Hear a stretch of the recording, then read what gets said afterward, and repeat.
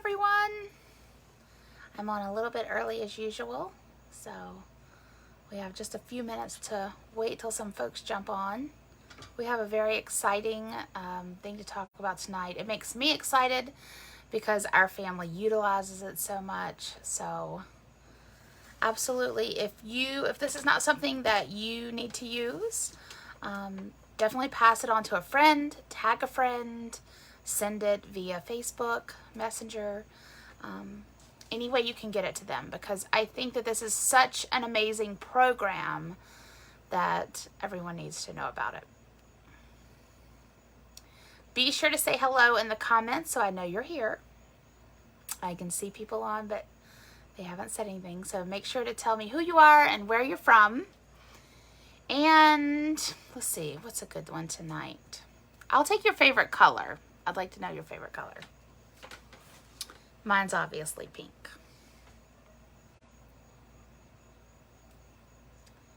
Everyone's shy tonight. Well, I'm going to go ahead and get started. So tonight we're going to be talking about the Walt Disney World Disability Pass. It's also known as a DAS.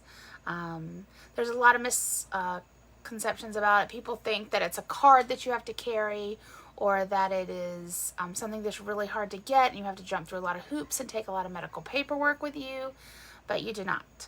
So we're going to be talking about that tonight, how to use it, who it is for, who it is not for, and the best way to use it around the parks. So if you do not know, my husband has cancer, terminal cancer, and we have now used this twice at Disney, and it has been an absolute lifesaver. It has helped our family in so many ways. So let's start by talking about who it is for, and then I'll tell you how to get it. So who it's for, it is for anybody that standing in a line, a long line or a crowded line is a problem for. It can go from seeing disabilities to not seeing disabilities. If you saw my husband at the park, you would not necessarily know that he has cancer or how bad it is. So you don't have to necessarily be in a wheelchair or using any kind of scooter or anything to get it. It is for anyone with physical or mental issues that would need to use it. So it could be you can't stand in line. There's a medical reason why you cannot physically stand in line for a long time. It can be for conditions with the sun, if you're allergic to the sun, if you have problems around medications that may cause you to burn in the sun. A lot of cancer patients do have that, I know. It can be standing for a long time. It can be ADHD. It can be autism spectrum. Anything that would make people not be able to stand in line because of the crowds and getting so crowded. Immune issues, where you really just cannot be around a lot of people. Like I said, you do not have to be in a wheelchair. You do not have to have something seen. It can be almost anything. Now, what it is not for, it is not to take the place of fast passes. And it is not for like, oh, I'm a chunky girl in the park and I don't want to stand in line. They do not make you jump through hoops to get it. However, they will ask you questions, and let me tell you where to go. When you're going to go to your first park of your vacation, you're going to go to guest services. You only have to do this one time. You will go to guest services, and they will ask you, hey, what's going on? You tell them exactly what's going on. You do not need to provide any kind of paperwork to them. No notes from your doctor. No handicap plaques. Nothing of that sort. You let them know what's going on. If you go up there and say, I'm just kind of chunky and hot and I don't want to stand in line, they're going to be like, no, this is not meant for you. We have scooters available. We have wheelchairs available for rent. It's not a matter of mobility. It's a matter of standing in the line. So you're going to go to guest services first day at the park. You're going to go up there and you're going to let them know what's going on. Sometimes they'll take your picture. The last time we went, they did not take our picture. but sometimes they will take the person's picture. The person who has the disability does have to go into guest services with you. So make sure that they're with you. It goes up to 6 people in your party, and it will last for 14 days. If you're an annual pass holder, it lasts for 30 days. But if you're just there visiting the park, it's 14 days, it's good for that. So that means that say, hey, I'm going to Animal Kingdom today, tomorrow I'm going to Hollywood Studios. You do not have to go get a new one. You use the same one. It links on your phone, on your My Disney Experience app, as well as to your Magic Bands. So just to reiterate, we're not talking about service dogs, anything like that yet. I am going to hit on that at the end. But this is for people who cannot stand in line. So again, my husband, you would never be able to tell that he is very, very sick, but it applies to all of us. So he has to be the one that goes in. I did have him stand there with me while I explained what was going on, and they were super nice about it. So let me tell you how to use it. P.S. If you're joining us, please drop your name and your favorite color in the bottom comments. If you're watching it on replay, hit #replay. So you have your disability pass. You know what you can do to get one. You know what not to do. Just because, like I said, you're chunky and it's hot and you don't want to wait in line, don't take advantage of it. This is so extremely important for the people that need it. So make sure you do need it. But if you're taking a grandma, a chemo patient, someone on the autism spectrum, anything like that, it is amazing for your family. So right now it's a little bit different because of COVID, but not too much. Usually they'll throw you in the fast pass line. Right now there's nobody else in that line, so it does go way quicker, but typically you're in the fast pass line. You use one at a time. Now I'm going to tell you first of how to use it during these COVID-y times when there are no fast passes. You can have them unlimited, but you can only use one at a time, which means, I'm going to give Animal Kingdom as an example. Our favorite ride there is Pandora. It is Flight of Passage. It's typically, hi Carrie Bunce. It is typically the biggest wait time when you get in there. We go straight there. There will be an attendant, typically with a little iPad, right where the line starts to go into the ride. So you don't get in the back of the line, you don't do anything. You go straight up to the attendant. And even sometimes at guest services, when you're just starting it off, they'll add that first one in there for you. Oh, your favorite color is blue. That's my daughter's. She loves it. So when you go in, you're going to go up to this person with the iPad and say, hey, we want to use the disability pass. It does not have to be the person who the disability pass's name is in. So I can run up ahead as he's taking his time to get there and get in that queue. It's typically just a virtual queue. We get there, let's say it's a 120-minute wait. I mean, this is Flight of Passage, right? So we will go ahead and they'll scan my band and they'll say, okay, you have to wait 120 minutes. And in that amount of time, you can come back and go right on the ride. So it's really nice because that way the person who is not doing this can go ahead and get a jump start on there. Now, you don't have to stand there in line. You don't have to wait there at the queue. You can go do something else while you're waiting on this ride. They'll typically allow you back around 5 minutes early, but I usually don't chance it. I usually go right back at the right time. And then from then on, you have basically the rest of the day to use that fast pass.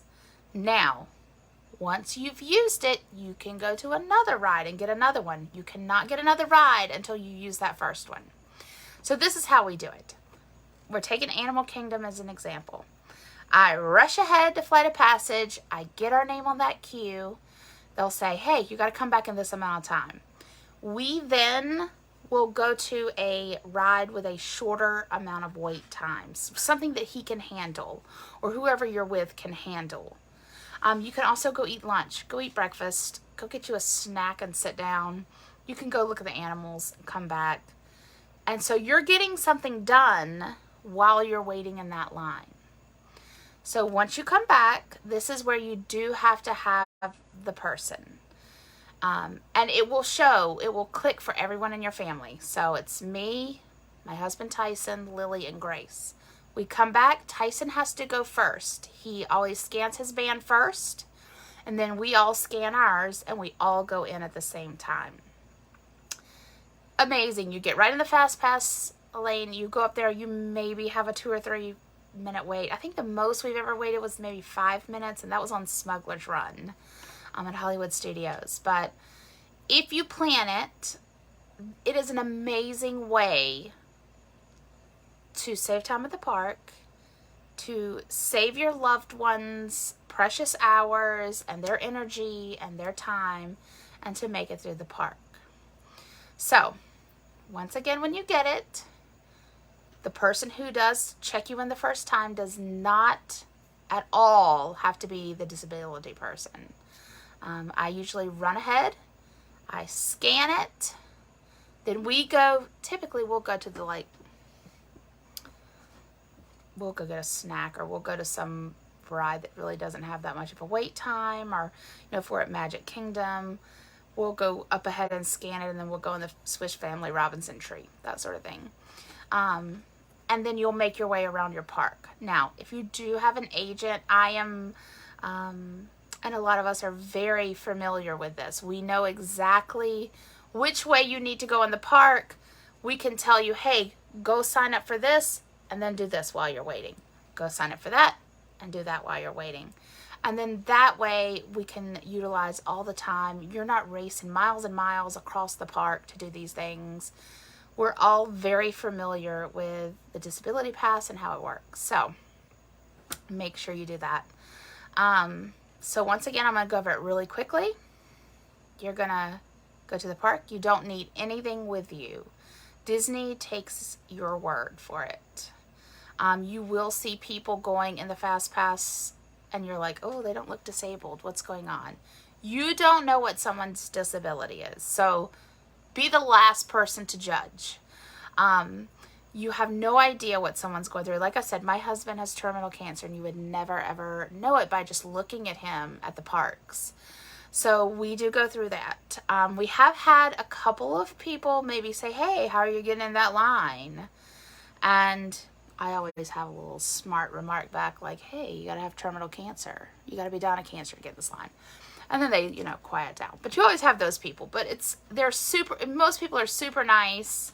They're like, oh, yay, they're getting to go. So just be prepared for that. You're going to go to guest services on your first park day. You're going to walk up there and tell them what's going on. It can be anything from you have a kid with ADHD who can't be in crowds. You have an autism spectrum person who cannot be in crowds. Cancer, they have sun restrictions. Anything like that. Not just, hey, I don't want to wait in line. Or, hey, I need a wheelchair so I can stand up all day. I can't stand all day and walk. But you could stand in a line. So it's not for that. It's definitely not something to be taken advantage of. But you go in the park. You go to guest services. Sometimes they'll take your picture. Sometimes they won't. It'll last for the rest of your park days for 14 days. Annual pass holders, you get 30 days. So you don't have to do it. You just do it once a month. And like I said, you go straight to where you're going. Usually if it's the first park day and you're signing up at guest services, they can automatically put you in the first one. They'll say, where are you headed first? And we'll tell them, and they'll go ahead and put us in that queue. And then we kind of take our time to get there. But a person can go ahead. They can check you in for that queue. But when you come back for the ride, it has to be the person with the actual disability pass. They have to scan their band first, and then you all go on. It does fit up to 6 people, which is great because it covers your whole family. The first time we went, I did have my husband, and then I had my father-in-law who has Parkinson's, and he cannot stand still for, a long amount of time at all. So we had both parties, and they would scan and we would go through. So it's really that easy. If you need help saying, well, I don't know what to do while I'm sitting here waiting, what am I supposed to be doing? Definitely ask your travel agent. Get on there, map out the park, and they can say, hey, this is where you're going to go, and you're going to do this while you're waiting on that. That's your, we're going to have you scheduled to go exactly in the best time-saving route around the parks that you can. So I did want to hit really quickly on service dogs with Disney, because I know we've all seen those cute dogs with those cute ears bebopping around, and we're like, oh cool, I can bring my dog to Disney. No. If you have a service dog, not an emotional support dog, but a service dog, they actually have to do some sort of service for you physically, you may bring them to Disney with you. Now that means if you have seizures, there's all different things. There's so many things, not just emotional support, but there's so many things. This is a service dog issue. You will go to guest services as well. Service dogs are welcome at all resorts. You do have to let them know that you're bringing a service dog, but they're welcome at all resorts. There are places around the park everywhere that has places you can take care of your service dog. You can feed them, you can give them water, they can take a break, they can take a potty break. They do not have bags there. You have to bring your poop bags when you come. It is recommended that they wear a service vest, although they do not have to. That just lets everybody know, don't pet the dog. The dog's working, don't pet the dog. But I've seen them in like really cute Disney outfits. And of course I want to pet them. And it takes everything in my body not to go pet them, but I don't. So they can go on most rides at all parks. Like I said, they can stay at all resorts. There is a list out there of rides they cannot go on at the parks. Splash Mountain is one. So what will happen is when you take your service dog up to the ticketed area, they will have a large dog crate sitting over to the side. It's always in an air-conditioned or shaded area, and it always is really close to the attendant. You can leave one toy with them, and they will stay there while you ride the ride. Typically, a ride's like 10 minutes, so it's not a long amount of time, but it is a great thing. So what Disney really wants to do is encourage you. If you have a disability, if you need a service dog, don't miss out on the Walt Disney World. Don't do it. There are very similar rules for Disneyland. I mean, almost identical. But don't feel like, hey, we can't go because we have this, or we can't do this because we have this, because Disney is so accepting. They're so wonderful. They absolutely want you to come and have the best time ever and the most magical time ever. And that includes everyone. So absolutely, it doesn't matter, I have someone who says, well, my wife has a sun allergy. She can't stay out in the sun. She's allergic to the sun. Well, you can go at night, you can get that disability pass, and you can have a fantastic, magical time. Like I said, I've now taken a cancer patient twice, and it is amazing. So, if you have any questions, please put them in the comments. I feel like I'm a professional at it by now. I can tell you exactly what to do while you're going. And any of your travel agents over here at Smile Destinations can do the exact same. They know what is going on and where you should be. So don't be intimidated by it. I had a client that said, I've been reading all these blogs and they say all these words that you have to say when you go to guest services to make sure you get the pass. That is not true at all. They are super kind. They are super sweet. They will help you. They will get you that pass, and we can show you how to work it. So it's pretty amazing. If you have any questions, like I said, feel free to put them in the comments. We will help you in any way that we can. We absolutely encourage you to take the trip. My family is a prime example of don't wait, take the trip. Make the memories and take the trip. So don't let a disability hold you back, whether it's physical or whether you have ADHD and you just say, I can't handle all these people. Do not let it hold you back, because Disney has your back. So until next time, we have a lot of things going on this week over at Smile Destinations, a lot of great lives coming up. Make sure you like the page so you can get all the notifications for them. And I will meet you at the castle or in the disability line. You never know where you'll see me.